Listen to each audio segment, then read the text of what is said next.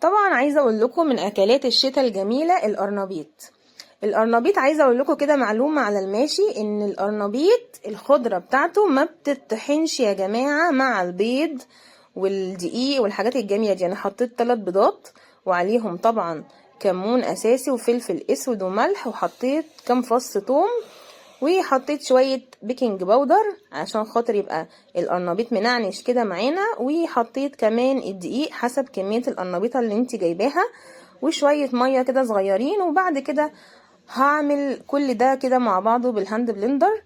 هو ده القوام اللي هو بتاع خلطة القرنبيط. الخضرة ما بتطحنش معاهم عشان ما يتحولش للون الاخضر، وولادك يقولولك انت عاملة بصارة دي ولا قرنبيط.